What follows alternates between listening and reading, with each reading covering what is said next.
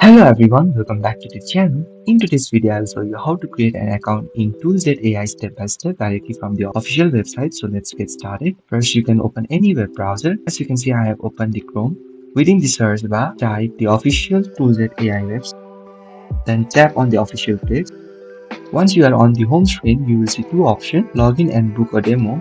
To create a new account, click on the login button. Even if you are new, this is the correct option to choose. After clicking login, a new page will open. Here look for create an account option and click on it. Now you will be taken to the sign up page where you can enter your name in the first field and your email address in the second field.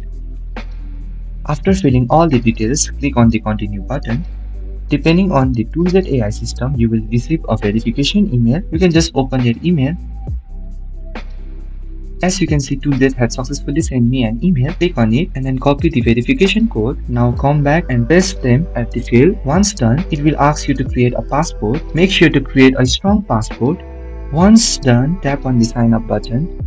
And now you have successfully created your account. This is how you can create your Tooljet AI account easily. You can now log in and start using Tooljet AI features. So if this video helped you, please do not forget to like and subscribe to the channel. Thank you for watching and I will see you in the next video with more tutorials.